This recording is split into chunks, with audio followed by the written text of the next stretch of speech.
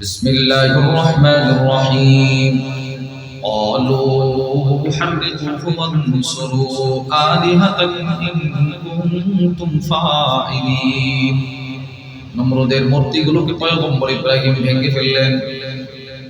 সব কাফেররা এক জায়গায় বসে বলতো পয়গম্বর ইব্রাহিমকে আগুনে নিক্ষেপ করতে হবে, এছাড়া কোনো উপায় নাই। قالوا ابنوا له بنيانا فألقوه في الجحيم সকলে মিলে বিরাট বিশাল আকৃতির একটা আগুনের অগ্নিকুণ্ড তৈরি করছে, ওখানে পয়গম্বর ইব্রাহিমকে নিক্ষেপ করছে। এবার আসেন, নবীজি হযরত ইব্রাহিম আলাইহিস সালামের আল্লাহর ফয়সালায় সন্তুষ্টির বর্ণনা করতে গিয়ে হাদিস বর্ণনা করছেন, বুখারীর বর্ণনা। وعن عبد الله بن عباس رضي الله تعالى عنهما قال হযরত আব্দুল্লাহ ইবনে আব্বাস থেকে বর্ণিত, তিনি বলেন আল্লাহর নবী বলেন কানা আখিরু কওলি ইব্রাহিম হিনা উলকিয়া ফিল নার, যেদিন পয়গম্বর ইব্রাহিম আলাইহিস সালামকে আগুনে নিক্ষেপ করা হচ্ছিল, আল্লাহর রাসূল বলেন আসমানের সব ফেরেশতারা এসে বলতে লাগলো পয়গম্বর একটু অনুমতি দেন, আগুনটারে নিভায়া দেয়। পয়গম্বর ইব্রাহিম বলে তোমরা কি নিজের পক্ষ থেকে আসছো না, আমার আল্লাহ পাঠাইছে। ফেরেশতারা বলে আমরা আসছি আপনার ভালোবাসায়। পয়গম্বর ইব্রাহিম বলে আমার আল্লাহর ফয়সালা কি? আল্লাহর ফয়সালা হলো আপনি আগুনে নিক্ষিপ্ত হওয়া। আল্লাহর রাসূল বলেন সাথে সাথে পয়গম্বর ইব্রাহিম আলাইহিস সালাম বলেন হাসবিয়াল্লাহ, যে রবের ফয়সালা আমি আগুনে নিক্ষিপ্ত হওয়া, শুনে রাখো আমি সেই রবের ফয়সালায় আগুনে নিক্ষিপ্ত হতেও সন্তুষ্ট প্রকাশ করলাম, আগুনেও আমার রব আমার জন্য যথেষ্ট। পরদালালের মা বোনেরা, আল্লাহ রাব্বুল আলামিনের দরবারে অসংখ্য অগণিত শুকর যে আল্লাহ আমাদেরকে অত্যন্ত ভালোবেসে কোরআনের মজমায় মাদ্রাসার মাহফিলে আসার বসার, উলামাদের জবান থেকে কিছু কথা বলা এবং শ্রবণ করার তৌফিক দান করেছেন। এজন্য আমরা সকলেই দিল থেকে শুকরগুজার হয়ে পড়ি আলহামদুলিল্লাহ। আপনারা সেই মাগরিবের পর থেকে উলামায়ে কেরামের জবান থেকে গুরুত্বপূর্ণ নসিহত শুনতেছিলেন। আমি আপনাদের সামনে বসে কোরআনুল কারীমের সূরাতুল আহজাবের একখানা আয়াতে কারিমার অংশ বিশেষ আল্লাহ রাব্বুল আলামিনের দয়া তার আমারও তেলাওয়াত করার সৌভাগ্য হয়েছে, আপনাদেরও শ্রবণ করার সৌভাগ্য হয়েছে।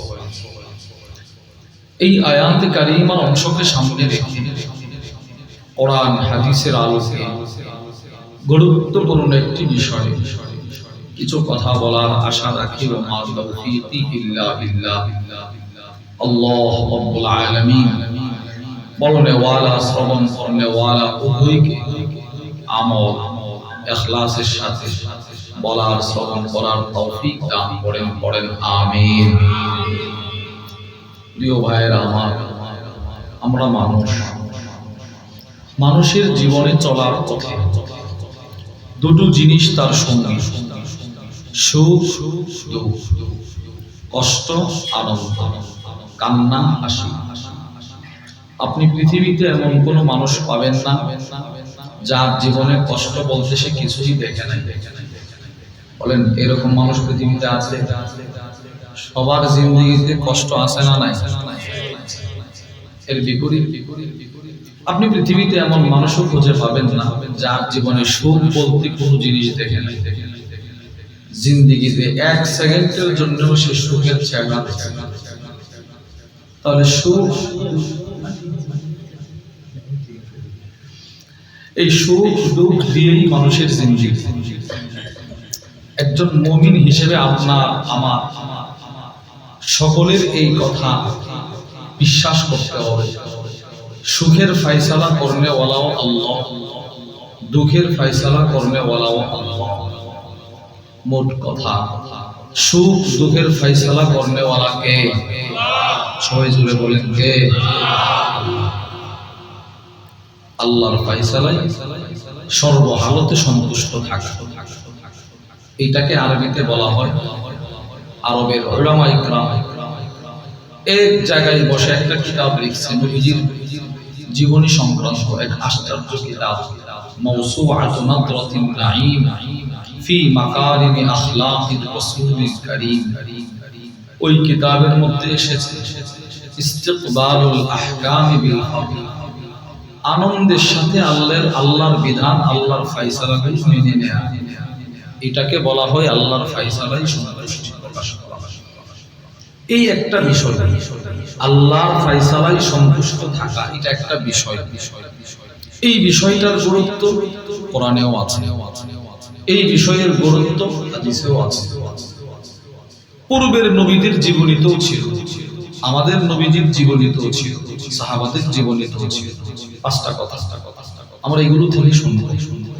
কোরআনুল কারীমে আল্লাহ রাব্বুল আলামিন আল্লাহর ফয়সালায় সন্তুষ্টি থাকার গুরুত্ব বোঝাতে গিয়ে বলেন, বিসমিল্লাহির রহমানির রহিম, ওয়ামা কানা লিমুমিনিন ওয়ালা মুমিনাতিন ইযা কাদাল্লাহু ওয়া রাসূলুহু আমরা।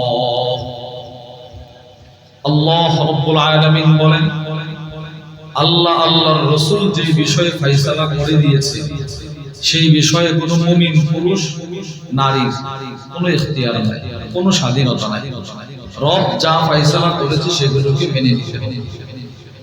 আচ্ছা, আপনারা তো আয়াতের তরজমাটা একটু শুনছেন, এটা থেকে আপনারা কি বুঝলেন? আল্লাহর ফয়সালাই মেনে নেওয়া, এটাই একজন মুমিনের বৈশিষ্ট্য। এই আয়াত থেকে আমরা বুঝতে পারলাম আল্লাহর ফয়সালাই সন্তুষ্ট থাকার গুরুত্ব কোরআনে আছে না নাই? দ্বিতীয় আয়াত সূরাতুল হজ্জের মধ্যে আল্লাহ বলেন, বিসমিল্লাহির রহমানির রহিম, ওয়াবাশশিরিল মুখবিতিন। আল্লাহ রাব্বুল আলামিন আল্লাহর নবীকে বলেন, দোস্ত আপনি পৃথিবীর সমস্ত মুখবিতিনদেরকে জান্নাতের সুসংবাদ দিয়ে দেন। প্রশ্ন হলো মুখবিতিন কারা? তাফসীরের কিতাবের মধ্যে এসেছে আল মুতমাইন্নিন আর রাদিনা বিকদাইল্লাহ, যারা আনন্দের সাথে আল্লাহর ফয়সালাগুলো মাথা পেতে মেনে নেয়, এরা হলো মুখবিতিন। হে রাসূল, কিয়ামত পর্যন্ত যারা আল্লাহর ফয়সালায় সন্তুষ্ট থাকবে, এদেরকে জান্নাতের সুসংবাদ শোনায়া দেন। কোরআনের দুইটা আয়াত থেকে আমরা বুঝলাম আল্লাহর ফয়সালায় সন্তুষ্ট থাকার গুরুত্ব কোরআনে আছে না নাই? এবার আসেন কিছু হাদিস শুনি। এক নাম্বার, সহিহুল জামের বর্ণনা, ওয়া আন আবি দারদা রাদিয়াল্লাহু তাআলা আনহু ক্বাল, হযরত আবু দারদা থেকে বর্ণিত, আল্লাহর নবী বলেন, ইন্না লিকুল্লি শাইইন হাকীকাহ। আল্লাহর রাসূল বলেন, প্রত্যেকটা বস্তুর হাকীকত আছে, হাকীকত পূর্ণাঙ্গতা, বাস্তবতা। ওয়ামা বালাগা আব্দুন হাকীকাতাল ঈমান। আল্লাহর নবী বলেন, কোন বান্দা ঈমানের পূর্ণাঙ্গ হাকীকতে পৌঁছতে পারবে না, ঈমানের পূর্ণাঙ্গতে পৌঁছতে পারবে না, যতক্ষণ পর্যন্ত না বান্দার এই বিশ্বাস থাকবে, আন্নামা আসাবাহু লাম ইয়াকুন লিয়ুখতিআহু। আমার জীবনে চলার পথে যত মুসিবত আমার উপরে আসছে, এটা বিশ্বাস করতে হবে এটা আল্লাহর ফয়সালা ছিল, এজন্য আমার উপরে আসছে। ওয়ামা আখতাআহু লাম ইয়াকুন লিয়ুসিবাহু। আমার জীবন চলার পথে যত সফলতা আমার হাতছাড়া হয়েছে, বিশ্বাস রাখতে হবে এটা আমার হাতে ছিল না, আমার জন্য ছিল না, এটা বিশ্বাস করতে হবে। আচ্ছা, আপনারা বলেন এই হাদিস থেকে কি বুঝলেন? আল্লাহর ফয়সালা যখন যেটা, ওইটাই যে সন্তুষ্ট থাকবে, সে ঈমানের পূর্ণাঙ্গতাই বুঝতে পারল। সুবহানাল্লাহ বলেন। এই হাদিস থেকে আমরা কি বুঝলাম? আল্লাহর ফয়সালায় সন্তুষ্ট থাকার গুরুত্ব হাদিসেও আছে না নাই? হাদিস নাম্বার 2, ওয়া আন জাবির ইবনে আব্দুল্লাহ রাদিয়াল্লাহু তাআলা আনহুমা ক্বাল, قال رسول الله صلى الله عليه وسلم, আল্লাহ নবী বলেন, ইন্না ইযমাল জাযাই মা ইযমিল বালা। তিরমিজি শরীফের বর্ণনা। আল্লাহর নবী বলেন, নবীজি কি বলে দেখে? আল্লাহর রাসূল বলেন, আমার যে উম্মতের দুনিয়াতে মুসিবত যত বেশি, তার পুরস্কার তত বেশি। মুসিবত যার যত বেশি পুরস্কার তার তত বেশি, মুসিবত যার যত বড় পুরস্কার তার তত বড়। সুবহানাল্লাহ বলেন। এরপরে নবীজি কি বলে জানেন? ফামান রাদিয়া লাহু ফালাহুর রিদা। দুনিয়াতে চলার পথে আল্লাহর পক্ষ থেকে ফয়সালাকৃত মুসিবতে আমার যে উম্মত আল্লাহর প্রতি থাকবে সন্তুষ্ট, হাসরের ময়দানে রব ওই বান্দার প্রতি থাকবেন সন্তুষ্ট। হযরত হাসান বসরি রাহিমাহুল্লাহর একটা বক্তব্য আছে, এই বক্তব্যটা যেন বোঝা যায় এই হাদিসেরই ব্যাখ্যা। বক্তব্যটা কি? ওয়াকাল আল হাসান আল বসরি রাহিমাহুল্লাহ, ইমাম হাসান বসরি বলেন, মান রাদিয়া মিনাল্লাহি বিরিজকিল ইয়াসির। দুনিয়াতে যে ব্যক্তি আল্লাহর দেয়া অল্প রিজিকে সন্তুষ্ট, এই কথাটা খেয়াল করে শুনে, দুনিয়াতে যে ব্যক্তি আল্লাহর দেওয়া অল্প রিজিকে সন্তুষ্ট, হাসান বসরি বলেন ওই ব্যক্তির দুনিয়াতে করা অল্প আমলে হাসরের ময়দানে রব হবে সন্তুষ্ট। বুঝছেন আপনারা কথাটা? পৃথিবীতে অনেক মানুষ আছে অসহায়, দরিদ্র, দিনে আইনা দিনে খায়, মাসের 30টা দিন ফার্মের মুরগিও তার ভাগ্যে জোটে না, অসহায়। কিন্তু ফরজ নামাজটা পড়তে পারে, সুন্নতটা পড়তে পারে, নফলের সুযোগ নাই, বাহিরে অটোটা দাঁড়ানো, নফলের সুযোগ নাই, সিএনজি চালাতে হবে। এই যে একটু রিজিক আল্লাহ দিতেছে এতেই সে সন্তুষ্ট। আমি গত কয়েক মাস পূর্বে আমাদের ব্রাহ্মণবাড়িয়া নবীনগর এক মাদ্রাসার মাহফিলে গেছি। তো ওই মাদ্রাসার মুহতামিম সাহেব হুজুর একজন অটো চালক, রিকশা চালায়, অটো চালায়, আরে নিয়ে আসছে আমার কাছে, বলতেছে হুজুর এই অটো চালক তার বিগত এত বছরের ভিতরে তাকবীরও বলা ছোটে নাই। এই বেচারা যেখানে আজান হয় সেখানেই অটো বন্ধ করে দেয়, আমেন ভাড়া লাগবে না, আমি নামাজে চলে যাব। হাসান বসরি বলেন যে ব্যক্তি আল্লাহর দেওয়া অল্প রিজিকে দুনিয়াতে সন্তুষ্ট, ওই ব্যক্তির করা দুনিয়ার অল্প আমলে আখিরাতে আল্লাহ হবেন সন্তুষ্ট। নবীজি এই কথাটাই বলতেছেন, ফামান রাদিয়া লাহু ফালাহুর রিদা। দুনিয়াতে যে ব্যক্তি আল্লাহর ফয়সালায় সন্তুষ্ট, আখিরাতে রব তার প্রতি থাকবেন সন্তুষ্ট। তাহলে এই হাদিস থেকেও আপনারা কি বুঝলেন? আল্লাহর ফয়সালায় সন্তুষ্ট থাকার গুরুত্ব হাদিসে আছে না নাই? হাদিস নাম্বার 3, মুসনাদুল ইমাম আহমদ ইবনে হাম্বলের বর্ণনা। ওয়া আন যায়েদ ইবনে সাবিত রাদিয়াল্লাহু তাআলা আনহু হযরত যায়েদ ইবনে সাবিত থেকে বর্ণিত, তিনি বলেন আন্নান নবী সাল্লাল্লাহু আলাইহি ওয়াসাল্লাম আল্লামাহু দুআ। হযরত যায়েদ ইবনে সাবিত বলে একদিন নবীজি আমারে ডাইকা নিয়ে একটা দোয়া শেখাইলেন, দোয়া। সুবহানাল্লাহ বলেন না? নবীজি ডাইকা একটা দোয়া শিখিয়েছেন। আল্লাহর নবী দোয়াটা শিখায় বলতে লাগলেন, ওয়া আমারাহু আইয়াতাআহাদাহু ওয়া ইয়াতাআহাদা বিহি আলা। আল্লাহর রাসূল বলেন, যায়েদ এই দোয়া তুমি বেশি বেশি করবা, তোমার পরিবার পরিজনকে বেশি বেশি করতে আদেশ করবা, তুমি নিজেও পড়বা, তোমার পরিবারকেও পড়তে বলবা। কি সেই দোয়া? নবীজি বলে 1 নাম্বার, আল্লাহুম্মা ইন্নী আসআলুকার রিদা বা'দাল কদা। যায়েদ তুমি সদা সর্বদা আল্লাহর কাছে দোয়া করবা, আল্লাহ আমি আপনার কাছে আপনার ফয়সালার পর আপনার সন্তুষ্টি ভিক্ষা চাই। বলেন আল্লাহ, বলেন আমি আপনার ফয়সালার পর, সবাই বলেন আমি আপনার ফয়সালার পর আপনার সন্তুষ্টি ভিক্ষা চাই।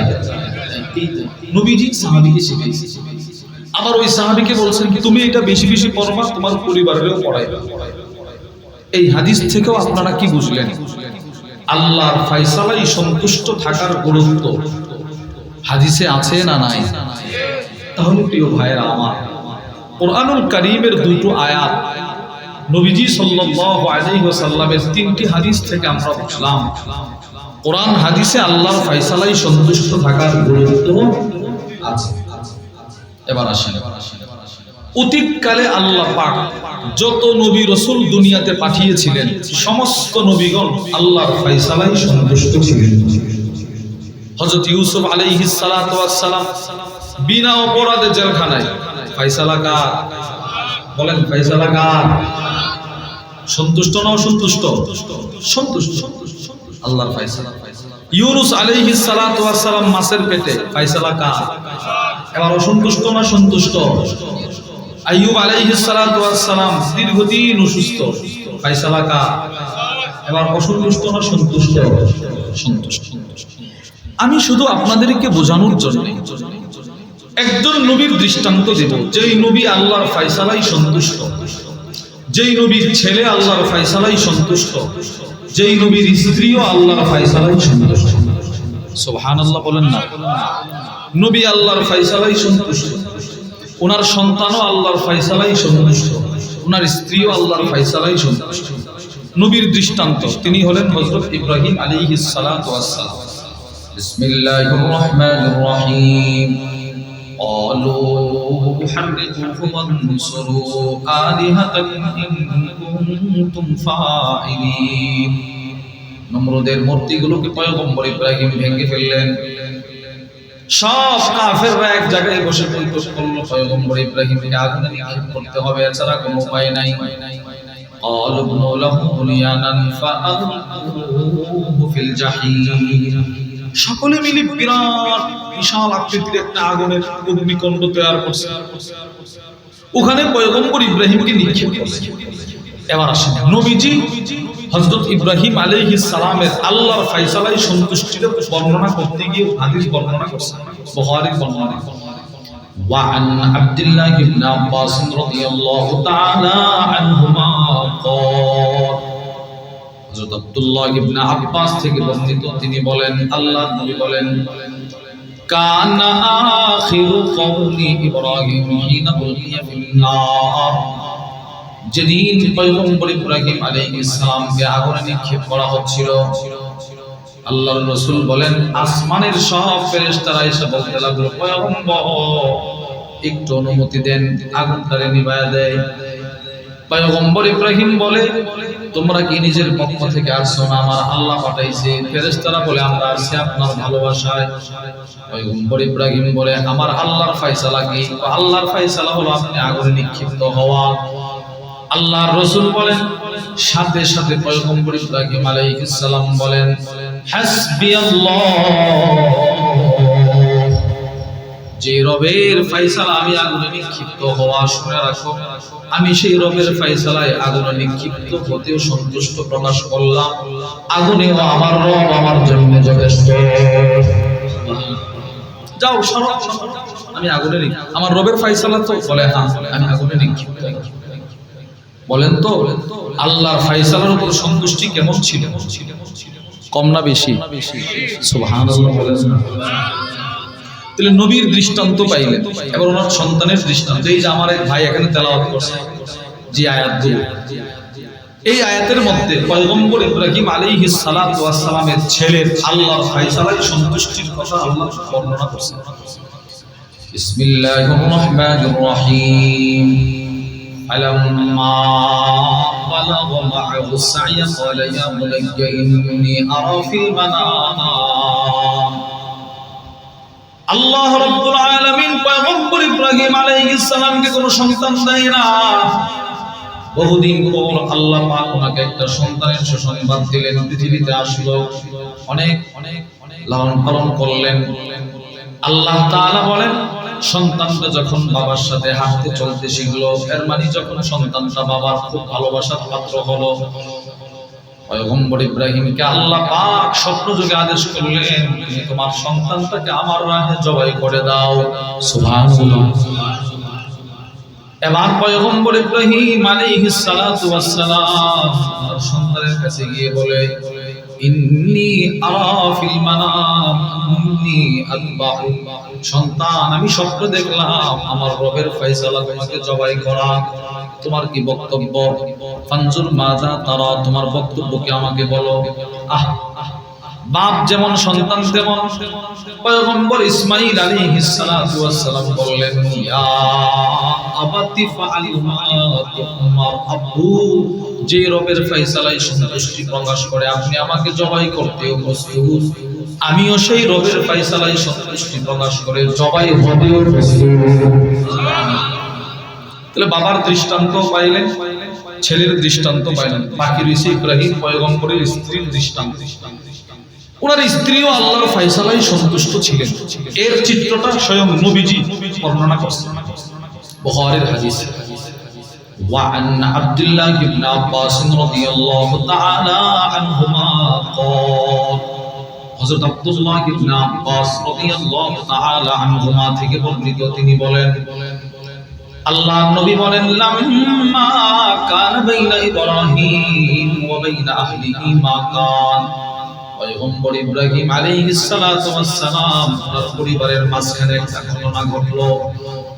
ঘটনাটা ঘটার পর খরাজা ইসমাঈল ওয়া ইসমাঈল, পয়গম্বর ইব্রাহিম ওনার বিবি আর পয়গম্বর ইসমাঈল দুধের বাচ্চা দুইজনকে নিয়ে তিনি মক্কার দিকে রওনা হয়ে গেলেন। সুবহানাল্লাহ। তিনজনের সফর, স্বামী, স্ত্রী, সন্তান। পয়গম্বর ইসমাঈল আলাইহিস সালাম তখন অনেক ছোট, দুধের বাচ্চা। ওয়া মাআহুম শান্না, তিনজনের সফর, সাথে একটা ছোট্ট পানির মশক। ফাজাআলাত উম্মু ইসমাঈল তাশরাবু মিনাশ শান্না, পয়গম্বর ইসমাঈল আলাইহিস সালামের মা ওই মশক থেকে পানি পান করত সফরের হালতে। আল্লাহর নবী বলেন, ইসমাঈল পয়গম্বরের মা যখন পানি পান করত, ফায়াদিরু লাবানুহা আলা সাবিহা, ইসমাঈল আলাইহিস সালাতু ওয়াস সালামের মা পানি পান করার সাথে সাথে আল্লাহ পাক ওনার বুকে পয়গম্বর ইসমাঈলের দুধের ব্যবস্থা করে দিলেন। সুবহানাল্লাহ, সবাই বলেন না। উনি পানি পান করতে দুধের ব্যবস্থা। সফর করতে করতে আল্লাহর রাসূল বলেন, হাত্তা কদিমা মক্কা, স্বামী ওনার স্ত্রী আর সন্তানকে নিয়ে পয়গম্বর ইব্রাহিম মক্কায় পৌঁছলেন। এই হাদিসের ব্যাখ্যায় আছে, লাম ইয়াকুন হুনাকা বাইতুন ওয়ালা বিনাউন ওয়ালা মা, যেদিন পয়গম্বর ইব্রাহিম আলাইহিস সালাতু ওয়াস সালাম ওনার পরিবার নিয়ে মক্কায় গেলেন, ওই দিন মক্কায় কোনো মানুষের বসবাস ছিল না, জঙ্গল আর জঙ্গল, জঙ্গল আর জঙ্গল। ফাওয়াদাহা তাহতা দাওহা, আল্লাহর রাসূল বলেন, দাওহা এক প্রকারের গাছ, আশ-শাজারাতুল আযীমা যাতুল ফুরু, যে গাছগুলো অনেক শাখা প্রশাখা, ডালপালা অনেক বেশি, মানে আমাদের দেশের বট গাছ ওই ধরনের গাছ আছে। ওই রকম একটা বড় ভয়ঙ্কর গাছের নিচে নিজের বিবি আর নিজের সন্তানকে রেখে দিয়েছে, তোমরা এখানে থাকো। কোনো কথা নাই, সন্তান আর বিবির রাইখাই নবীজি বলে, সুম্মা রাজাআ ইব্রাহিম ইলা আহলিহি, পয়গম্বর ইব্রাহিম আবার তার পরিবার শামের দিকে রওনা হয়ে গেলেন। ইসমাঈল আলাইহিস সালামের মা পয়গম্বর ইব্রাহিম আলাইহিস সালামের বিবি তো আশ্চর্য, কি রে, কেনই বা আনলো এই জঙ্গলায়, কেনই রেখে যাচ্ছে, কিছুই তো বলে না, স্বামীরই আমার চলে যাচ্ছে। আল্লাহর রাসূল বলেন, ফাত্তাবাআতহু উম্মু ইসমাঈল, স্বামীও হাঁটে, স্ত্রীও হাঁটে, স্বামীও হাঁটে, বিবিও হাঁটে, আত্তা লাম্মা বালাহু কাদা, দুজন হাঁটতে হাঁটতে মক্কার একটা উঁচু চূড়া ভূমিতে, উঁচু একটা ভূমির চূড়ায় উঠলো, পাহাড়ের উপরে উঠলো। স্বামী অনেকটা সামনে, স্ত্রী অনেকটা পিছনে। এখন নবীজিকে বলে দেখেন, নাদাতহু মিন ওয়ারাই, পয়গম্বর ইব্রাহিম আলাইহিস সালাতু ওয়াস সালামের বিবি পিছন থেকে একটা ডাক দেয়া বলে, ইয়া ইব্রাহিম, হে আমার প্রিয় স্বামী ইব্রাহিম, ইলা মান তাতরুকুনা, কার কাছে, কার আদেশে, কার ফয়সালায় জঙ্গলের ভিতরে আমাদেরকে রেখে যাচ্ছেন, কিছুই তো বললেন না। আল্লাহর রাসূল বলেন, তখনো পর্যন্ত পয়গম্বর ইব্রাহিম আলাইহিস সালাতু ওয়াস সালাম বিবির দিকে তাকায় না, শাহাদাত আঙ্গুলটা আকাশের দিকে ওঠায় বলে, ইলাল্লাহ, আমি আল্লাহর ফয়সালায় সন্তুষ্টি প্রকাশ করে তোমাদেরকে জঙ্গলের ভিতরে রেখে যাচ্ছি। সুবহানাল্লাহ। আচ্ছা, আপনার স্ত্রী আমার স্ত্রী বলে কি বলবে? খায়া দেয় আর কাম নাই, আম্মের সন্তান আমরা এই জঙ্গলাতে সরেন। এবার ওনার স্ত্রী কি বলে জানেন?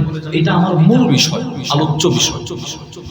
পয়গম্বর ইব্রাহিম আলাইহিস সালাতু ওয়াস সালাম এই কথাটা বলার পর ওনার বিবি বলে, ক্বালাত রাদিতু বিল্লাহ, স্বামী আমার, আপনি যে রবের ফয়সালায় সন্তুষ্টি প্রকাশ করে আমাদেরকে জঙ্গলায় রেখে যাচ্ছেন, আমরাও সেই রবের, আমিও সেই রবের ফয়সালায় সন্তুষ্টি প্রকাশ করে দুধের বাচ্চাকে নিয়ে জঙ্গলায় থাকতে প্রস্তুত। দেখেছেন? স্বামী, সন্তান, স্ত্রী। স্বামী আগুনে নিক্ষিপ্ত হয়েও আল্লাহর ফয়সালায় সন্তুষ্ট, ছেলে জবাই হয়েও আল্লাহর ফয়সালায় সন্তুষ্ট, স্ত্রী জঙ্গলায় থেকেও আল্লাহর ফয়সালায় সন্তুষ্ট। সন্তুষ্ট আর সন্তুষ্ট, সুবহানাল্লাহ বলেন না? আচ্ছা, ওনারা যদি এই পরিমাণ আল্লাহর ফয়সালায় সন্তুষ্ট থাকতে পারেন, তো আমার নবীজি কেমন ছিলেন? রাসূলুল্লাহ সাল্লাল্লাহু আলাইহি ওয়াসাল্লামের একটা চিত্র শুনেন। মুসলিম ও তিরমিজি শরীফের বর্ণনা। وعن جابر بن عبد الله رضي الله تعالى عنهما قال, হযরত জাবির ইবনে আব্দুল্লাহ রাদিয়াল্লাহু তাআলা আনহুমা থেকে বর্ণিত, তিনি বলেন, আখাযান নবী সাল্লাল্লাহু আলাইহি ওয়াসাল্লাম বিয়াদি আব্দুর রহমান ইবনে আউফ, আল্লাহর রাসূল একদিন আব্দুর রহমান ইবনে আউফের হাত ধরলেন। ফান্তালাকা বিহি ইলা ইবনিহি ইব্রাহিম, নবীজির এক সন্তান ছিল ইব্রাহিম, অসুস্থ। আল্লাহর রাসূল বললেন, আব্দুর রহমান, চলো, আমার ছেলেটা অসুস্থ, তাকে একটু দেখতে যাব। তোমরা কারা কারা যাবে আসো। সাহাবাদের এক জামাত নবীজির সাথে রওনা হলেন।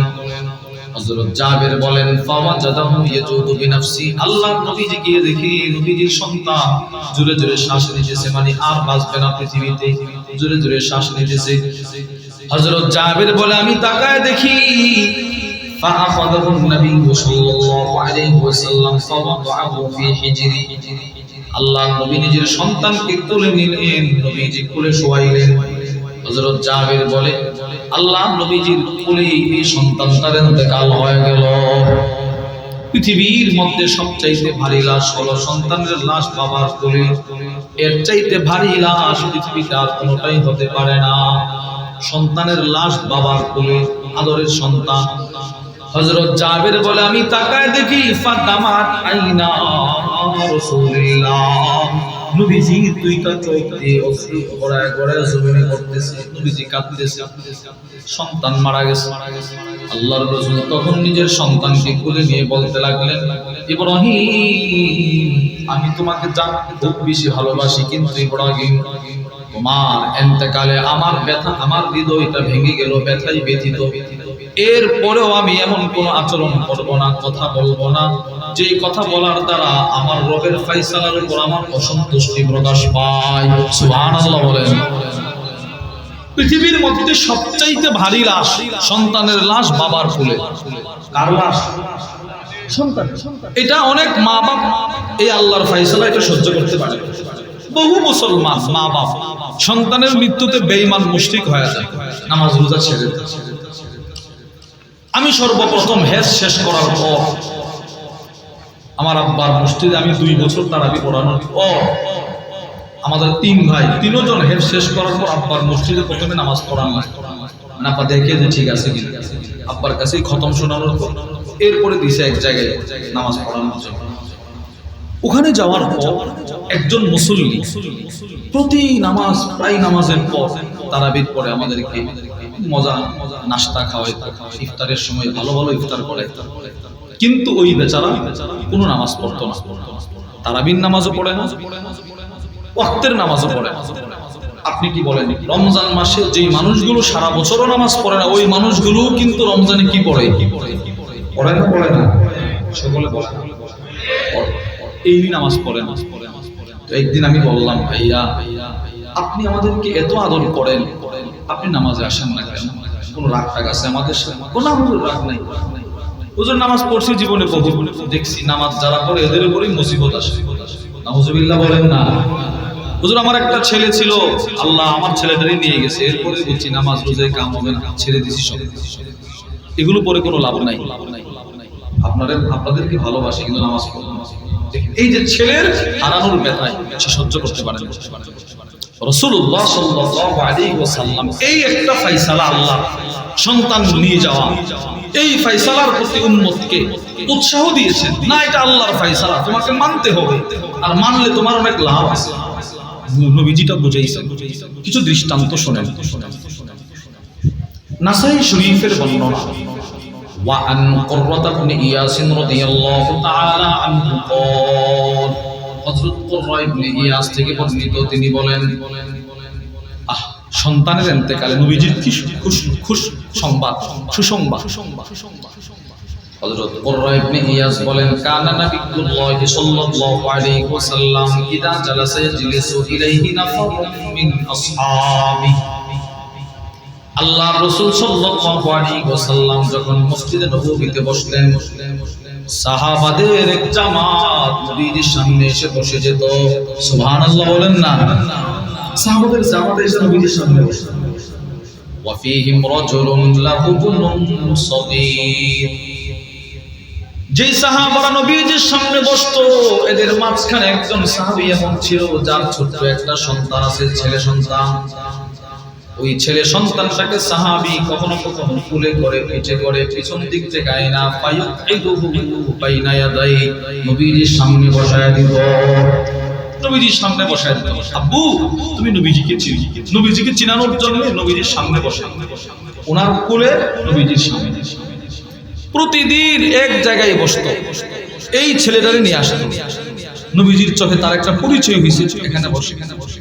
হাদিস বর্ণনাকারী সাহাবী বলেন, ফাহালাকা, কয়েকদিন পর সেই সাহাবীর ছোট্ট সন্তানটার ইন্তেকাল হয়ে গেল, ছেলেটা মারা গেছে। ফামতানা আর রাজুল আন ইয়াহদুরাল হালকা লিযিকরি ইবনিহি, সন্তানের মৃত্যুতে ওই সাহাবী এতটাই ভেঙে পড়লেন যে আর নবীজির দরবারে আসে না, নবীজির দরবারে আর আসে না। একদিন, দুই দিন, তিন দিন হয়ে গেল, সাহাবী আর নবীর দরবারে আসে না। ফাফাকাদাহু নবী সাল্লাল্লাহু আলাইহি ওয়াসাল্লাম, আল্লাহর রাসূল দেখে, কিরে এখানে যে বসতো একজন সাহাবী, তার সাথে একটা ছোট্ট বাচ্চা থাকতো, এই সাহাবী আসে না কেন? নবীজি তাকে তালাশ করলেন। এক পর্যায়ে হাদিস বর্ণনাকারী সাহাবী বলেন, নবীজি প্রশ্ন করে বসলেন, মালিলা আরা ফুলানা, কি হলো? এখানে যে বসতো তারা দেখি না যে, সে কোথায় গেল? মুনাফিক হয়ে গেল কিনা? ক্বালু ইয়া রাসূলুল্লাহ, সব সাহাবারা জবাব দিলেন, ওয়া আল্লাহর রাসূল, বুনাইয়ুহু আল্লাযী রাআইতাহু মালাকা, আপনার সামনে তার যে ছোট্ট ছেলেটাকে নিয়ে আসতো প্রতিদিন, ওই ছেলেটা কদিন আগে মারা গেল। হতে পারে ওই ছেলেটার ইন্তেকালে সে ভারাক্রান্ত হয়ে গেছে, এই জন্য আপনার দরবারে আর আসে না। নবীজি বলছেন, ফালাকিয়াহুন নবী সাল্লাল্লাহু আলাইহি ওয়াসাল্লাম, আল্লাহ নবী একটা দৌড় দিয়া ওই সাহাবীর বাড়িতে চলে গেলেন। আরে সুবহানাল্লাহ বলে না? নবীজি তার বাড়িতে চলে গেলেন। আল্লাহর রাসূল তার বাড়িতে গিয়ে তার সংবাদ দিলেন, তার খোঁজ খবর নিলেন, তার ছেলে সম্পর্কে প্রশ্ন করলেন।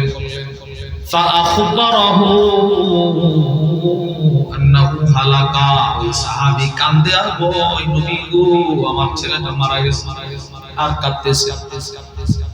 আল্লাহর রাসূল তখন একটা কথা বলছিলেন, নবীজি বলে, ইয়া ফুলান, এই বেটা, আইয়ুমা কানা আহাব্বু ইলাইকা আন তামাত্তা বিহি উমরাক, এই মিয়া কাঁদবা না, আমি তোমাকে এখন দুইটা কথা বলবো। নবীজি বলতেছেন, তোমারে দুইটা কথা বলবো, তুমি একটু চিন্তা করে দেখবা কোন কথাটা তোমার সবচেয়ে বেশি পছন্দের। সুবহানাল্লাহ। দুইটা কথা বলবো, কোনটা তোমার সবচেয়ে বেশি পছন্দের তুমি আমারে বলো। এক নাম্বার, আনতা মাত্তা বিহি, ওয়া ফি রিবায়া আনতা তামাত্তা বিহি উমরাক, তোমার সেই ছেলেটা যদি জীবিত থাকতো, সে বড় হইতো, সে বড় হইলে কিছু ইনকাম করতো, রুজি রোজগার করতো, ব্যবসা বাণিজ্য করতো, তার রুজির টাকা দিয়ে তুমি শেষ বয়সে একটু আরাম করতা, তার ইনকাম দিয়ে তুমি চলতা, এটা তোমার কাছে বেশি পছন্দের নাকি আওলা তাআতি গাদান ইলা বাবিন মিন আবওয়াবিল জান্নাহ ইল্লা ওয়াজাদতাহু ক্বাদ সাবাকাকা ইলাইহি ফায়াফতাহু লাক? সাহাবীরে এক নাম্বার তো দুনিয়ার কামাই রুজি খাইতা, নাকি দুই নাম্বার একদিন তোমারও ইন্তেকাল হয়ে যাবে, তোমার ইন্তেকালের পর তুমি যখন হাসরের ময়দানে ওইটা দাঁড়াইবা, তুমি তাকায় দেখবা তোমার সেই ছোট মৃত ছেলেটা হাসরের ময়দানে তোমার জান্নাতের গেটের চাবিটা নিয়ে তোমার জান্নাতের সামনে এইভাবে দাঁড়ায় থাকবে। এটা তোমার কাছে বেশি পছন্দের নাকি এই ছেলেটার দুনিয়ার কামাই রুজি খাওয়া তোমার কাছে বেশি পছন্দের? সাহাবী একটা চিৎকার দিয়ে বলতে লাগলো, বাল ইয়াসবিকুনি ইলা বাবিল জান্নাহ ফায়াফতাহুহা লি লাহুয়া হাব্বু ইলাইয়া ইয়া নবী আল্লাহ। ও আল্লাহর নবী, না না, আপনি যে সুসংবাদ শুনাইলেন দুনিয়াতে ছেলের কামাই রুজি খাওয়ার আর কোনো শখ নাই, আমার আর কোনো আশা নাই। আমার ছেলেটা যদি আমার জন্য জান্নাতের গেটের চাবি নিয়ে দাঁড়ায় থাকে, এর চাইতে বড় সৌভাগ্য পৃথিবীতে আর কোনোটাই হতে পারে না, আখিরাতেও হতে পারে না। জান, আজকে থেকে আমি আমার ছেলেটাকে ভুলে গেলাম, হাসরের ময়দানে আমার জান্নাতের চাবিটা নিয়ে যেন সে দাঁড়ায় থাকে। সুবহানাল্লাহ। হাদিস বর্ণনাকারী সাহাবী বলেন, আল্লাহর নবী সাথে সাথে তাকে জানায়া দিলেন, ফাদা কালাক, যাও, আমি রাসূল বলে দিলাম তোমার ছেলেটা হাসরের ময়দানে তোমার জান্নাতের চাবি নিয়ে দাঁড়ায় থাকবে। এই হাদিস এখানে শেষ। এই হাদিসের ব্যাখ্যায় আল্লামা মুহাম্মদ ইবনে আদম আল-ইথিওপি তার বিখ্যাত নাসাইর 41 খণ্ডের কিতাব দাখিরাতুল উকবা ফি শারহিল মুজতাবা, নাসাইর শরহ, ওটার মধ্যে লিখছে, এক সাহাবী দাঁড়ায় বলে, ও আল্লাহর নবী, শুধু কি তার ছেলেটাই তার জান্নাতের চাবি নিয়ে দাঁড়ায় থাকবে? আমাদের সন্তান মারা গেলে? আল্লাহর নবী বলেন, কিয়ামত পর্যন্ত আমার যে উম্মতের সন্তান মারা যাবে, ওই উম্মত যদি আল্লাহর ফয়সালায় সন্তুষ্টি প্রকাশ করতে পারে, তো তাদের সন্তানও তাদের জান্নাতের চাবি নিয়ে দাঁড়াবে। এবার প্রশ্ন, হুজুর জান্নাতের চাবি নিয়ে দাঁড়ায় থাকবে, চাবিটা কিসের? কেমন দিন নবীজি আর এক হাদিসে এটার ব্যাখ্যা করে গেছে। তিরমিজি শরীফের বর্ণনা, ওয়া আন্না আবি সিনানিন ক্বাল দাফানতু বনি সিনানা। হযরত আবু সিনান এক ব্যক্তির নাম, তার একটা সন্তান ছিল, তার নাম হলো সিনান। সে মারা গেল, ছোট্ট সন্তান মারা গেল।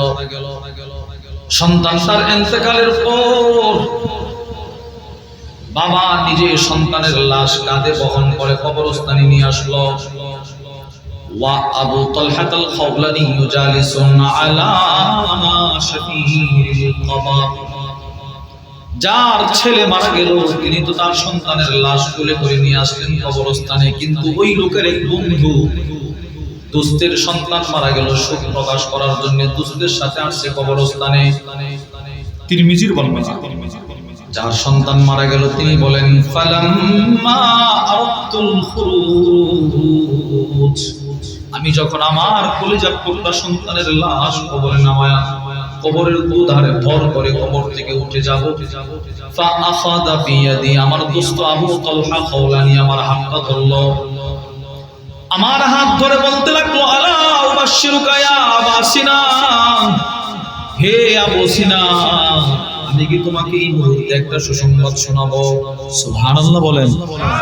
আমি জানি তোমার মন ভারাক্রান্ত, তোমার হৃদয়টা ভেঙে চৌচির, এই মুহূর্তেও কি আমি তোমাকে একটা সুসংবাদ শোনাবো? শোনাও দোস্ত, শোনাও। এবার তিনি বলেন, যিনি কবরস্থানের পাশে বসা দোস্ত, তিনি বলেন, হাদাসানি তাহহাক ইবনে আব্দুর রহমান আন আবি মুসা আল-আশআরী রাদিয়াল্লাহু তাআলা আনহু ক্বাল। দোস্ত, নবীজির সাহাবী আবু মুসা আশআরী রাদিয়াল্লাহু তাআলা আনহু থেকে বর্ণিত, আল্লাহর নবী বলেন, ইদা মাতা ওয়ালাদুল আবদ, যখন আল্লাহর কোন বান্দার ছোট সন্তান মারা যায়, ওয়ালাদুন বলা হয় একদম মায়ের পেট থেকে যে সন্তানটা বের হয় 15 থেকে 19 বছর বয়স পর্যন্ত সন্তানগুলোকে বলা হয় ওয়ালাদুন। 18টা ধাপ। আল্লামা ইমাম ইবনুল কাইয়্যিম রাহিমাহুল্লাহ তার বিখ্যাত কিতাব তুহফাতুল মাওলুদ বি আহকামিল মাওলুদের মধ্যে লেখেন, মায়ের পেট থেকে যে সন্তানটা বের হয় 19 বছর পর্যন্ত প্রায় 18টি ধাপ। এই 18টা ধাপকে বলা হয় ওয়ালাদ। আল্লাহর রাসূল বলেন, যখন আমার কোন উম্মতের কোন সন্তান মারা যায়, এবার ওই সন্তানের জান কবজ করে যখন ফেরেশতারা আকাশে চলে যায়, আল্লাহ পাক ওই ফেরেশতাদেরকে ডাক দেয়, সুবহানাল্লাহ। সন্তান মারা গেছে, এই ছেলেটার জান কবজ করে ফেরেশতারা যখন আকাশে যায়, আল্লাহ ডাক, হাল কবাতুম ওয়ালাদা আব্দি, এই ফেরেশতারা তোমরা কি আমার ওই বান্দার সন্তানের জান আসলে কবজ করে ফেলছো? সুবহানাল্লাহ। আল্লাহ বলতেছেন, এই তোমরা কি সত্যি সত্যি তার জান কবজ করে নিয়ে আসছো তার ছেলে? ফায়াকুলুনা নাআম, ফেরেশতারা একটা চিৎকার দিয়ে বলে, আল্লাহ আপনার ফয়সালা ছিল, এজন্যই তো জান নিয়ে আসছি কবজ করে। আল্লাহর নবী বলেন, আল্লাহ আবার প্রশ্ন করে বলেন, কি বলো তোমরা, তোমরা কি সত্যি সত্যি আমার ওই বান্দার কলিজার টুকরা সন্তান তারে কেড়ে নিয়ে আসছো? সুবহানাল্লাহ। হাদিস তিরমিজির বর্ণনা, নবীজি বলতেছেন, তোমরা কি সত্যি সত্যি আমার ওই বান্দার কলিজার টুকরাকে নিয়ে আসছো? ফায়াকুলুনা নাআম, ফেরেশতারা বলে, জি আল্লাহ নিয়ে আসছি। এবার আল্লাহর রাসূল বলেন, আল্লাহ পাক ফেরেশতাদেরকে ডাক দেয়া বলে, মাদা ক্বালা আব্দি, তোমরা যখন আমার বান্দা বান্দির সন্তানের কলিজার টুকরাটাকে নিয়ে আসছিলা, তখন তার আম্মা আব্বাকে আমার ফয়সালায় সন্তুষ্ট ছিল, কি বলছে তারা? ফায়াকুলুনা হামিদাকা, ফেরেশতারা বলে, আল্লাহ সন্তান দিয়েছেন আপনি, ওনারাও আপনাদের আপনার ফয়সালায় সন্তুষ্ট ছিল, আপনার প্রশংসা করেছে।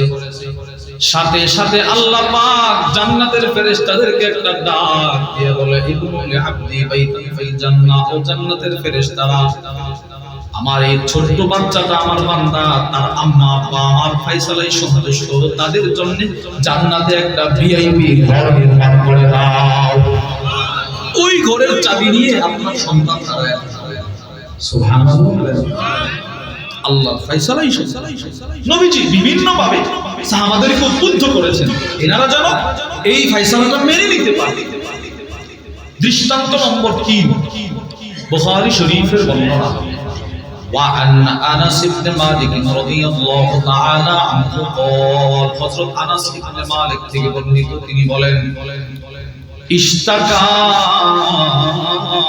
ইবনু আবি তালহা, হযরত আবু তালহার একটা ছেলে ছিল অসুস্থ, প্রচন্ড অসুস্থ। সেই অসুস্থ সন্তানকে ঘরে রেখে তিনি ব্যবসার কাজে বাইরে চলে গেলেন, সফরে চলে গেলেন। বিবিকে বলে গেছেন সন্তান তার কোনো সেবা যত্ন যেন কমতি না হয়।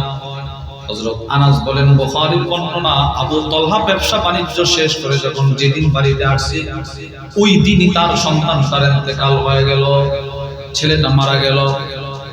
ওনার বিবি সন্তানের লাশ ধৌত করে গোসল করায়া বিছানার এক কর্নারে রেখে দিল।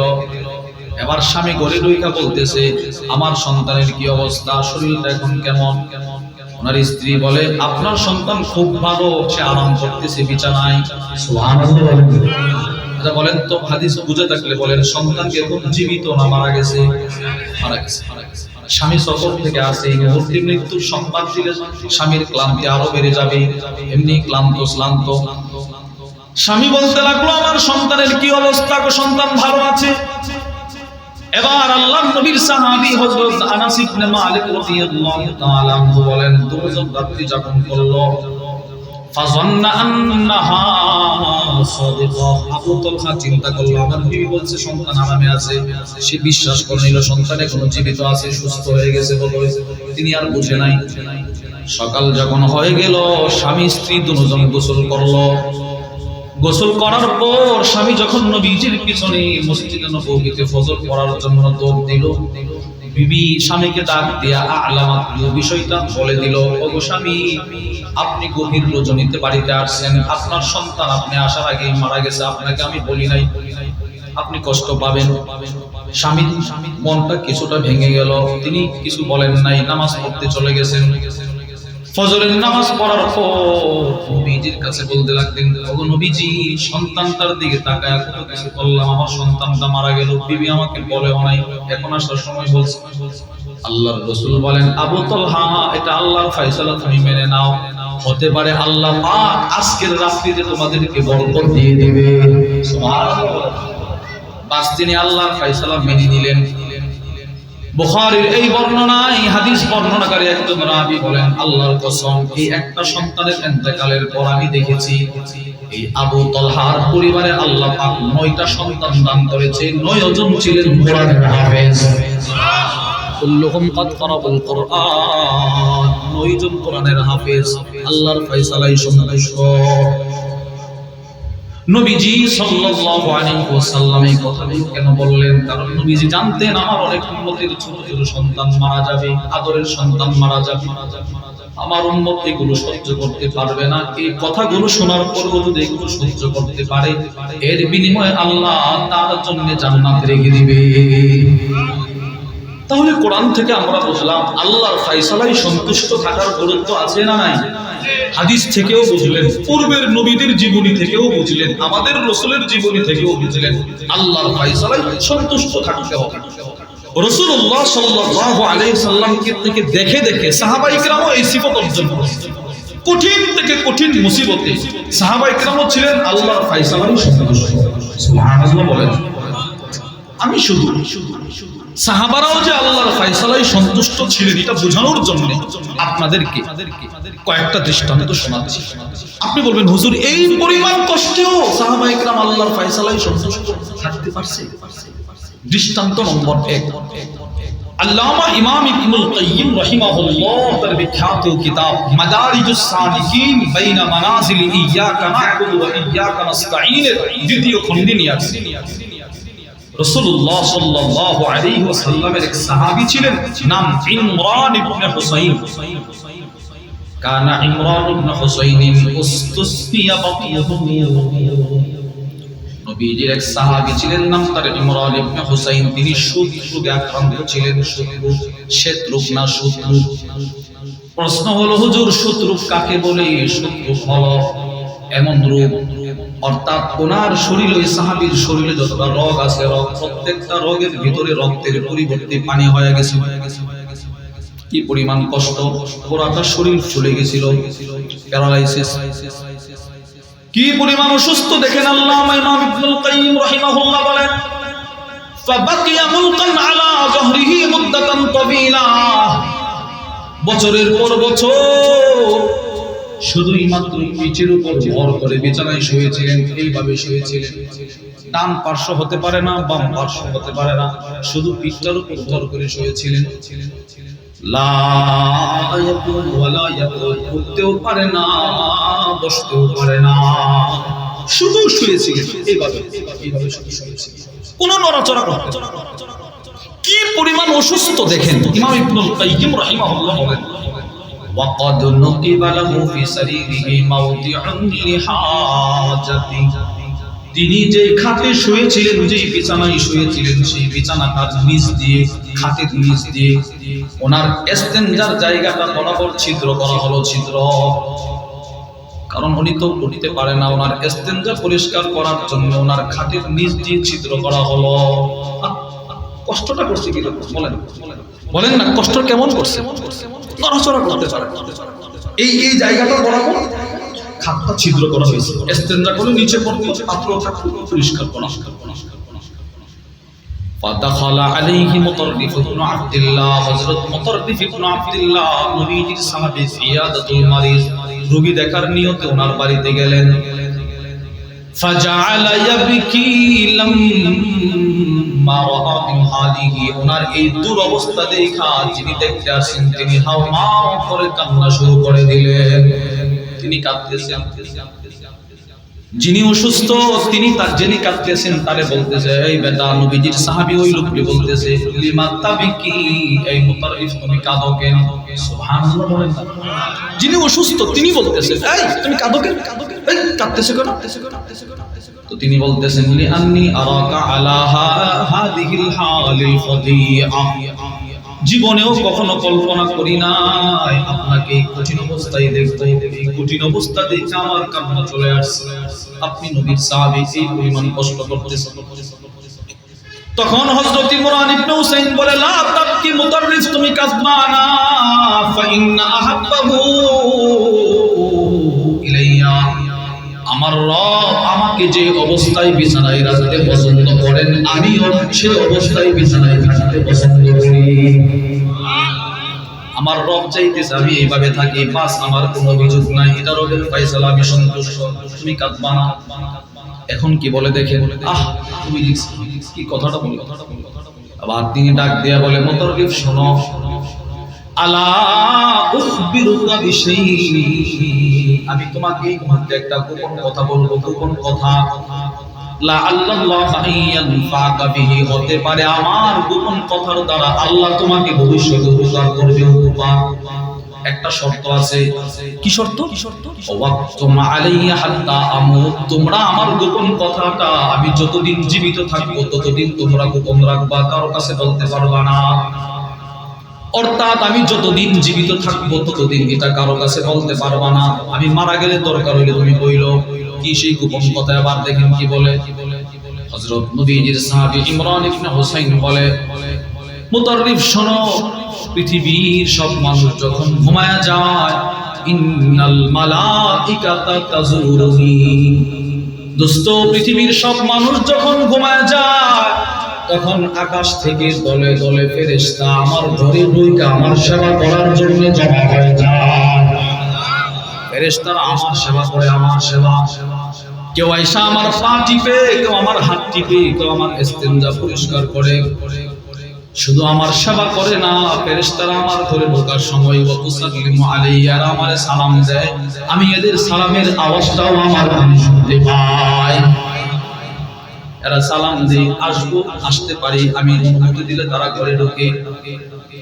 আল্লামা আবুল ফরাজ আব্দুর রহমান ইবনুল জাওজি রাহিমাহুল্লাহ তার বিখ্যাত কিতাব সিফাতুস সফওয়ার মধ্যে লেখেন, ফেরেশতারা রাতভর এই সাহাবীর খেদমত করে যখন চলে যায়, কানাতিল মালাইকাতু তুসাফিহু ইমরান ইবনে হুসাইন, তখন ফেরেশতারা দলে দলে কাতার করে দাঁড়ায় দাঁড়ায় একজন করে সাহাবীর সাথে মুসাফা করে, মুসাফা করে করে যায় আর বলে, আজকের মতো ফজরের আযান হয়ে যাচ্ছে, খেদমত করলাম, আমরা আমার রাত্রে আসব। আল্লাহর ফয়সালাই সন্তুষ্ট সাহাবী, এই পরিমাণ কষ্টেও আল্লাহর ফয়সালাই সন্তুষ্ট। দৃষ্টান্ত নম্বর 2, আল্লামা ইমাম ইবনুল কাইয়্যিম রাহিমাহুল্লাহ তার বিখ্যাত কিতাবের মধ্যে নিয়ে আসছেন, আন্না সা'দ ইবনে আবি ওয়াক্কাস রাদিয়াল্লাহু তাআলা আনহু কদিমা মক্কা, হযরত সা'দ ইবনে আবি ওয়াক্কাস মদিনা থেকে মক্কায় আসলেন, সফর করে মক্কায়। ওয়াকাদ যাহাবা বাসরুহু, যেদিন হযরত সা'দ ইবনে আবি ওয়াক্কাস মক্কায় আসলেন, এর কয়েকদিন পর ওনার চোখের আলোটা চলে গেল। আলো চোখে দেখে না, চোখের আলো চলে গেল। চোখের পাওয়ার সব সময় মানুষের এক থাকে, কথা বলে না। আরে চোখের পাওয়ার মানুষের সব সময় এক থাকে। যারা আপনারা এখন যাদের 50-এর উপরে বয়স, 60-এর উপরে বয়স, আপনি বলেন আপনার চোখের আলোটা কি এখন যৌবনকালে যেই রকম ছিল এখন আছে এইরকম? নাই। আরে বৃদ্ধ হওয়া লাগে না, এটা আল্লাহর দেওয়া একটা নিয়ামত। যে কোনো সময় যে কারো কাছ থেকে আল্লাহ পাক ছিনিয়ে নিতে পারে। আমাদের বাড়িতে, আমাদের এলাকায় একটা ছেলে, তার বয়স সর্বোচ্চ 13 থেকে 12 থেকে 13 হবে। ছেলেটা সুঠাম দেহের অধিকারী, স্বাভাবিকভাবেই তার চলাফেরা ছিল। আপনি যেমন 2 চোখে সব দেখেন, সেও দেখে সাধারণ তার চলাফেরা। এই গত কয়েকদিন আগে এই ছেলেটার মা ছেলেটাকে নিয়ে আমার কাছে গেছে। তো গিয়ে বলতেছে একটু চিকিৎসা করাবে, রোগিয়া করাবে, ঝাড়ফুঁক করাবে। কেন? হুজুর আমার এই ছেলেটা এই আমাদের বাড়ির পাশে, আমি ছোটবেলাও দেখছি সুস্থ। কি হলো তোমার? তো বলতেছে ভাইয়া আমি একদিন এশারের নামাজের আগ মুহূর্তে ঘর থেকে বের হয়েছি, বাজারে যাব। আমাদের বাড়ির পাশে একটা ছোট বাজার, বাজারে যাব। হঠাৎ করে একটা বাতাস আমি অনুভব করছি, হপ করে একটা বাতাস যেন আসছে। এই বাতাসে ওই ছেলেটা দুটা চোখের আলো চলে গেছে। সুস্থ সুস্থ অসুস্থ সুস্থ, এই আপনার মতো আমার মতো সুস্থ, চোখে দেখছে। এই একটা বাতাসে তার চোখের আলো চলে গেছে। তার মা বলে 11 থেকে 12 লক্ষ টাকা খরচ করছে। ডাক্তার বলে এই ধরনের রোগী আমাদের জীবনে 2 জন পাইছি। যে বাতাসে চোখের আলো চলে গেছে, এই আপনার ছেলে আর একটা ছেলে 11 লক্ষ টাকা খরচ করছে কোনো উন্নতি। এই গত বৃহস্পতিবারে আমি এক জায়গায় মাহফিলে যাবো, তো আমার বাড়ির মসজিদে আমি আসরের নামাজ পড়তে গেছি, ছেলেটাকে দেখি মসজিদের একটা চেয়ারের পায়ায় ধরে বসে আছে, আমার বড় মায়া লাগছে, বসে আছে। তো আমি গিয়ে বললাম, তুমি কি তোমার দুটো চোখে এখন কিছু দেখো? ও ভাইয়া, আমার ডান চোখে আমি কিছুই দেখি না, একদম অন্ধ। আর বাম চোখে এত টাকা খরচ করে অপারেশন করার পরেও 100% থেকে 95% আলো চলে গেছে, শুধু 5% আছে। 5% মানে এখান থেকে এই জায়গাটা দেখা যাবে। এই ছেলেটাও কিন্তু একটা সময় স্বাচ্ছন্দ্য বোধ করে রাস্তায় হাঁটছে, নিজের মাকে দেখছে, বাবাকে দেখেছে, ভাই বোন বন্ধু বান্ধব সকলকে দেখেছে, স্কুলের টিচার বন্ধু বান্ধব উস্তাদ শিক্ষক সকলের চেহারা দেখেছে। তার আলোটা চলে গেছে। আল্লাহ পাক তাকে সহ সমস্ত অসুস্থ রোগীদেরকে আল্লাহ সুস্থ করে দেন, বলেন আমিন। ওর আম্মা ওর কান্নাকাটি, তা আপনি কি মনে করছেন আপনার চোখের আলোটা সবসময় থাকবে? না না না, ইমাম ইবনুল কাইয়্যিম রাহিমাহুল্লাহ বলেন, পৃথিবীর মানুষ 40-এর পর থেকে মানুষ দিন দিন দুর্বল হতে থাকে, দুর্বল। ছোট কাল থেকে যেমন দিন দিন সবল সবল সবল, 40-এ যাওয়ার পরে আবার উল্টা, দুর্বল দুর্বল দুর্বল দুর্বল। চোখের আলো, চোখের আলো, চোখের আলো। একটা সময় চোখ দিয়ে অনেক কিছু দেখতেন, এখন ঝাপসা দেখেন। হাত দিয়ে যা ইচ্ছা তাই করতে পারতেন। অনেক বৃদ্ধ আছেন, পুরুষ মহিলা আছে, হাত কম্পন শুরু করছে, কম কাঁপে। আমার একজন মুসল্লি আছেন, ছিলেন মুরব্বী মানুষ, আমাদের শায়েখ দামাত বরাকাত, যিনি এখন আসতেছেন বয়ান করবেন। হাজারো হাজারো উলামা ইকরামের আধ্যাত্মিক রাহবার, আরিফ বিল্লাহ হাকিমুল্লাহ সাল্লামা মুফতি মুশতাকুন নবী কাসিম হাফিজাহুল্লাহ হুজুরের ঢাকা যে মসজিদে হুজুর জুমার নামাজ পড়ায়, বাইতুল আতিক বনশ্রী, ওই মসজিদের ইমাম সাহেব যিনি এবং খতিব যিনি মাওলানা মুফতি সাইফুল ইসলাম সাহেব, ওনার নানা শ্বশুর, মানে আমাদের শায়েখ দামাত বরাকাতুহু, আমাদের মাদ্রাসার এলাকায় গেলে ওনার বাড়িতে, ওনার মেয়ের বাড়িতেই থাকতেন, যিনি যার কথা বলতেছি হাত কাছে, উনি হলেন হুজুরের মসজিদের ইমাম সাহেবের নানা শ্বশুর। হুজুর বাড়িতে গেলে ওনার সাথে খুব কথা বলতো।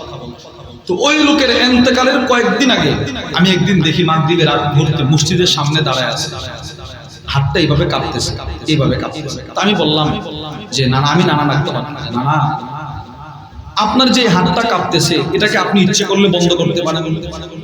দুইটা চোখের পানি ছেড়ে দিয়ে আমার বলছিল, যদি বন্ধই করতে পারতাম তাহলে কি আর আপনাদের সামনে হাতটা কাঁপাইতাম? হাতটা আমার, কিন্তু কথা শুনে রব। কি ভাই, এই হাতের কম্পন, এই চোখের আলো চলে যাওয়া, এই পায়ে অবশ হয়ে যাওয়া, এর দ্বারা কি বোঝায়? রব যেন আমাদেরকে আঙ্গুল দিয়ে দিয়ে বলতেছে, বান্দা হাত দুইটা তো তোমার, কিন্তু কথা শুনে আমার। চোখ দুইটা তোমার, কথা শুনে আমার। পা দুইটা তোমার, কথা শুনে আমার। এজন্য প্রিয় ভাইয়েরা আমার, যতদিন পর্যন্ত চোখের আলো আছে এটার সঠিক ব্যবহার করা। এই যে আমরা এই আমাদের এই উসমানী নগর বলেন আর দয়ামির বলেন, শুধু কি এলাকার মানুষ এই কয়জনে না আরো আছে? বলেন না। আপনি দেখেন তো প্রত্যেকটা দোকানে 10 জন 20 জন 15 জন টেলিভিশন দেখতেছেন। গোটা জিন্দেগির হিসাব নিলে শুধু টেলিভিশন, শুধু টেলিভিশন। এবার কোরআনের হিসাব নিলে 60 বছরের জিন্দেগিতে 10 মিনিটও কোরআনের দিকে তাকাইছে। কি জবাবটা দিব বলেন? রাসূলুল্লাহ সাল্লাল্লাহু আলাইহি সাল্লামের সাহাবী হযরত সাদ ইবনে আবি ওয়াক্কাস রাদিয়াল্লাহু আনহু মক্কায় আসলেন, চোখের আলোটা চলে গেছে। আকবালান নাসু ইয়াফরাহুনা ইলাইহি, চতুর্দিক থেকে মানুষ ওনার দোয়া নেওয়ার জন্য ওনার কাছে দৌড়ে আসতেছেন। যে নিয়তে দোয়া চাই তিনি দোয়া করেন, ওনার দোয়ার বরকতে আল্লাহ পাক রোগীদেরকে সুস্থ করে দেয়। সুবহানাল্লাহ। তিনি যার জন্যই দোয়া করেন সেই সুস্থ হয়, সেই সুস্থ হয়। হযরত আব্দুল্লাহ ইবনে সায়েব তিনি বলেন, আতাইতুহু ওয়া আনা গুলাম, আমি তরুণ যুবক ছিলাম ওই সময়, আমি আসলাম ওনার কাছে। ফাআরাফতুহু বিনাফসি, আমি আমার পরিচয়টা দিলাম। আমাকে চিনছেন? আমি অমুক। ও আচ্ছা, তোমাকে চিনছি তো। তো ইনি আয়েশা বলতেছেন, চাচু আমি আপনার কাছে একটা আবদার করার জন্য আসছি। কি আবদার? আনতা তাদউলিন নাস, আপনি যেই মানুষটার জন্য দোয়া করেন আল্লাহ সেই দোয়া কবুল করে। আমার একটা আবদার হলো লাউ দাউতা লিনাফসিক লারাদাল্লাহু আলাইকা বাসারা। আপনার তো চোখের আলো নাই, আপনি যদি আপনার চোখের আলোটার জন্য একটু দোয়া করতেন, অবশ্যই আল্লাহ পাক আপনার চোখের আলোটা ফিরিয়ে দিত। একটু দোয়া করেন না। তখন কি বলছে জানেন? আল্লামা ইমাম ইবনুল কাইয়্যিম রাহিমাহুল্লাহ বলেন, ফাতাবাসসামা। যেই মাত্র এই কথাটা বলছি, কথাটা বলার সাথে সাথে নবীজির সাহাবী একটা মুস্কি হাসি দিল, হাসি দিয়ে বলতে লাগলো, ইয়া বুনাইয়া, হে আমার প্রিয় বৎস, হে আমার ভাতিজা, আল্লাহুল্লাহি আহাব্বু ইলাইয়া মিন বাসারি। আমার রবের ফয়সালা হলো এই মুহূর্তে আমার চোখে আলো না থাকা। আমার রবের ফয়সালা আমার চোখে আলো হওয়ার চাইতে আমার কাছে বেশি পছন্দের। রবের ফয়সালা আলো না থাকা, আল্লাহর ফয়সালা, আল্লাহর ফয়সালা, সদা সর্বদা আল্লাহর ফয়সালা। এইখানে একটা মাদ্রাসা হওয়া, এটাও কার ফয়সালা? বলেন না সবাই, কার? আল্লাহ। বর্তমান বিশ্বের সবচেয়ে বড় আলেম যাকে বলা হয় শাইখুল ইসলাম তাকি উসমানী হাফিজাহুল্লাহ, ওনার একটা ছোট্ট কিতাব আছে ইলম উলামাদের ফজিলত। ওই কিতাবের মধ্যে আছে কোন এলাকায় একটা নুরানি মক্তব, নুরানি মক্তব, দাওরা হাদিস নুরানি, এই নুরানি মক্তব কোন এলাকায় আল্লাহ পাক দিছে, তো ওই এলাকার মানুষগুলো যদি নূহ আলাইহিস সালামের অথবা জীবন ভর সেজদায় পড়ে থাকে, এটার শুকরিয়া আদায় করে, শাইখুল ইসলাম আল্লামা তাকি উসমানী হাফিজাহুল্লাহ বলেন জীবন ভর সেজদায় পড়ে থাকতে পারবে, কিন্তু একটা নুরানি মাদ্রাসার শুকর আদায় হবে না। এই জায়গায় যে আল্লাহ পাক আপনাদের এলাকায় এত সুন্দর দাওরা হাদিস পর্যন্ত একটা মাদ্রাসা দিছে, এর জন্য আপনারা খুশি না? বেজান না খুশি? কি পরিমাণ খুশি হওয়া দরকার ছিল, এটা এখন বুঝবেন। এই আজকেও একজনের জানাজা হয়েছে, আমি শুনছি, মাদ্রাসার সাথে খুব সম্পর্ক। এই মানুষটা এখন বুঝতেছে, এই মানুষটা এখন দেখবে এই সাথে যে একটা ভালো সম্পর্ক ছিল, এর ফলাফলটা কি পাইছে সে এখন বুঝবে। সে দেখা শুরু করছে, এখন দেখা শুরু করছে।